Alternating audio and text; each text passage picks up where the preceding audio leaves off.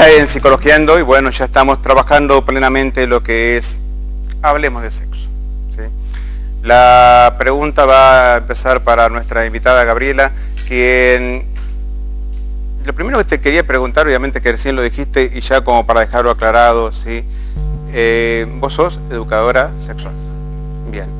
¿Qué es un título? ¿Cómo sería esto? Es un posgrado que se realiza profesionales, docentes, trabajadores de la salud. Ajá. Y bueno, yo lo hice en el Consejo del Menor de la Familia de Nación, solamente salieron 2 promociones en una duración de 2 años.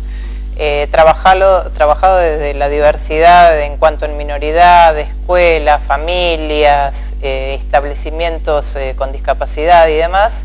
Fue bastante rica la formación y tiene que ver con la apoyatura que se hace dentro del trabajo educativo, educación sexual, que no tiene que ver con la sexología, que es una disciplina que está para asistir y acompañar todas aquellas problemáticas que surjan en el individuo. A partir de lo sexual. Claro. Entonces la pregunta más genérica con la cual obviamente uno puede empezar, pero también la más puntual sobre la cual podemos empezar a definir es ¿qué es la sexualidad?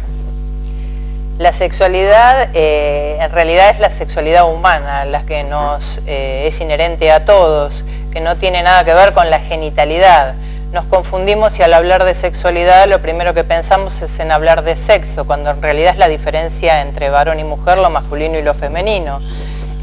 Hablar de sexualidad es hablar de uno mismo, de la integridad física, mental, emocional, que abarca los aspectos biopsicosociales de todo ser humano en proceso de evolución, desde que nace hasta que muere, lo acompaña en todo su proceso.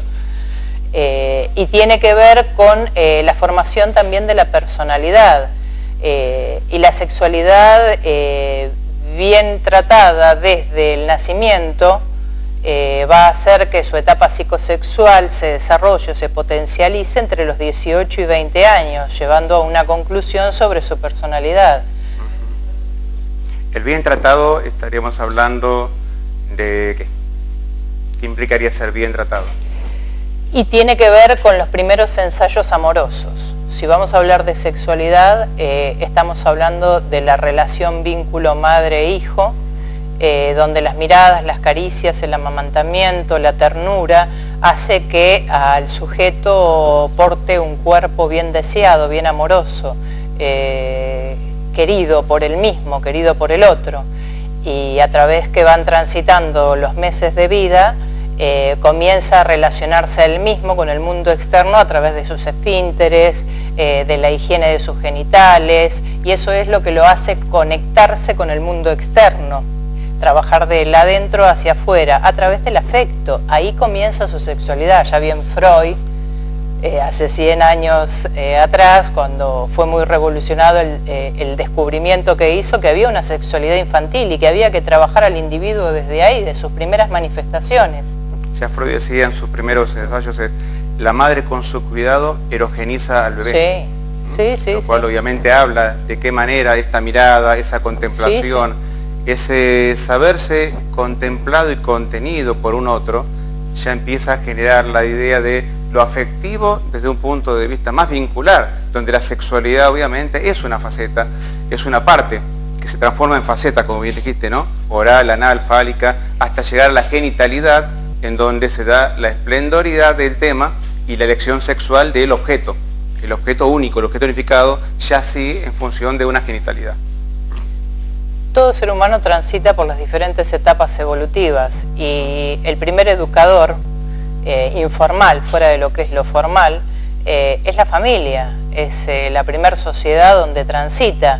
Entonces los vínculos se van a generar en esa sociedad de tránsito, que no es permanente, pero es ahí donde va a sostener sus pilares, donde va a afianzar su personalidad en sus primeros 8 años de vida. Entonces, bueno, es el prestar atención que al vínculo y al afecto hace que le dé una mirada a sí mismo portador de una buena personalidad en futuro, ¿no? ¿Y cuántas elecciones son a partir de ser querido? ¿Cuántas elecciones son a partir de modelos? ¿Y cuántas elecciones son a partir de la ausencia o presencia de aquel modelo que no se construyó? Entonces justamente eso que hablabas de esa relación con el otro es la que ya está empezando a definir, ¿no? Aproximadamente me preguntan a mí, ¿a qué edad se define a alguien? La definición se da en la vida y no hay una estructuración. Para definir una sexualidad hay factores biológicos, hay factores psicológicos, hay factores congénitos y culturales que entran en juego. Con lo cual, obviamente, a la hora de decir qué es la sexualidad, es esto, es el todo. Es el todo en el cual uno convive, ¿sí? Vamos a las preguntas de los panelistas. Adrián. ¿Elección? Sí. Si existe una elección. Todo tiene que ver con la personalidad en formación, en forma constante, y a partir de los periodos evolutivos del individuo se va formando. Por ejemplo, en la preadolescencia va teniendo a formarse a través de sus pares, de un grupo de pares, y los primeros ensayos, muy quizás entre comillas, es la homosexualidad transitoria en el adolescente, y esto a veces alarma a los padres o al vínculo de quien lo rodee, porque piensan que tiene una inclinación, y es empezar a relacionarse con su mismo sexo y tomarlo como referente quizás, y después puede llegar a una situación de empezar a observar al sexo opuesto y empezar con una atracción sobre el sexo opuesto. Todo también tiene que ver con la imagen que tiene consolidada del hombre o mujer a partir del seno familiar. Ahora, si vos, hablando de esto de Freud, del amamantamiento y de que eso definiría un poco la sexualidad de cada uno, vos tenés una madre que ha tenido 3 varones, y no los 3 tienen por qué ser gay. Sin embargo, a los 3 los amamantó 1 año, 2 años, el tiempo que haya hecho falta, el mismo cariño para todos, o sea, no hubo diferencia en la educación para esos 3, sin embargo, uno es gay. Cada individuo es único e irrepetible, y por más que esté en un seno familiar, con la misma contención o crianza, cada cual forma su propia personalidad. No, a lo que me refiero ¿es elección o es natural? No, hay una elección, y también hay aspectos biológicos que pueden llevar a tener no una desviación, sino consolidar quizás aquello de que nació en cuerpo diferente y mentalmente se siente hombre o mujer. Complemento un poco lo que dice Gabriela.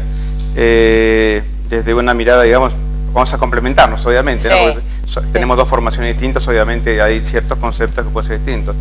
Si vamos a lo que es la elección, al igual que pasa en muchos aspectos, la psicología dice que uno no tiene una tendencia de elección en cuanto a una opción, sino que a veces ya hay una tendencia que está inserta en uno mismo, en donde ya no hay elección.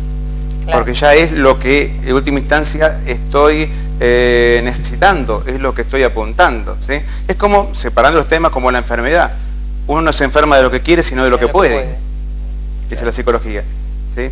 Y con respecto a cómo se estructura esta diferencia, Freud habla de lo que son las series complementarias, y que habla justamente de que existen factores congénitos que son propios de lo cultural y de lo biológico, ¿no? De lo hereditario, ¿no? Que está lo congénito y lo hereditario. Después hay lo que se llama las protofantasías, o una especie de fantasías infantiles, que son propias de cada sujeto de cómo lo elabora, ¿sí? Que son vivencias personales que la va incorporando y la va decodificando cada uno según sus recursos. Y sabemos que no todos tienen los mismos recursos. Como un hermano puede tener un color de ojos distinto, como puede tener, digamos, una estatura distinta, también hay una forma de codificar la vida distinta. Y después hay pequeñas experiencias traumáticas, o grandes experiencias traumáticas infantiles, vivenciadas de forma tal que ya le va generando una predisposición. Todo eso está en estado de latencia. Luego, en la vida adulta, va a haber ciertos tipos de disparadores que lo van a llevar hacia un lugar o hacia otro. Hay muchas personas que eligen una sexualidad en forma definida, y hay otros que jamás se definen, y hay otros que están reprimidos en lo que podrían haber elegido. Entonces, en función de eso, cada uno obviamente lleva un camino distinto, ¿sí? Pero ahí vemos justamente como decíamos, ¿no? Mi abuela decía, tenemos 5 dedos en la mano, ninguno es igual a otro, así son los hijos, ¿sí? Ella tenía 5 hijos justamente, entonces a partir de ahí lo decía. En esa diferencia justamente está la creación, digamos, del ser humano como ser único e irrepetible, como decía muy bien Gabriela. Con micrófono en mano, pregunte, Comercio. No, que todo hace pensar que también hay también una dirección que lo marca la cultura, ¿no? Esto quería preguntar. La cultura de una civilización, hablamos de civilizaciones antiguas que ya la fecundidad era algo muy importante, hasta dibujaban o hacían especie de monumentos frente a las casas, por ejemplo en la famosa Pompeya, que después fue arrasada por el volcán, ¿no?, del Vesubio. Pero, y que ¿qué datos nos da la cultura, la civilización, para dar un mensaje o una dirección en ese sentido? Quería preguntarte esto. Nacemos en un contexto social, con una cultura determinada al lugar donde uno reside. Y lo que tiene que ver lo social, lo cultural, es portador de aquella evolución de la persona en tránsito. Tiene que ver con los mandatos parentales y sociales, y eso es un aporte que se realiza del exterior hacia el interior.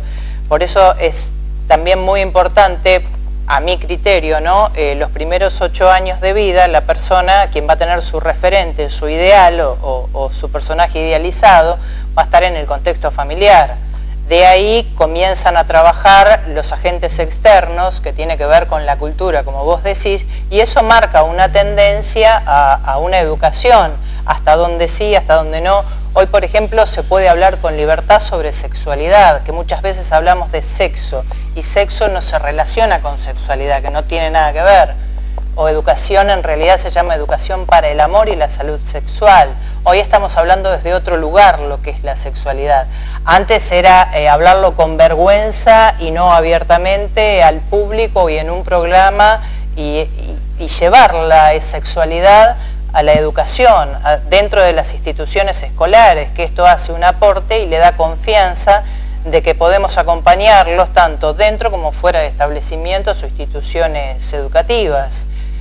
Siempre trabajando desde un contexto y una contención y desde un saber acompañar, porque es un proceso evolutivo donde es una persona vulnerable en crecimiento que está recepcionando. Entonces hay que ver lo que aporta la sociedad, lo que aporta la familia y el establecimiento educativo. Y por eso siempre está bueno que familiares y todo lo que transita alrededor del individuo en adultos estén en comunión y acuerdo trabajando sobre el tema, porque es muy importante en su personalidad.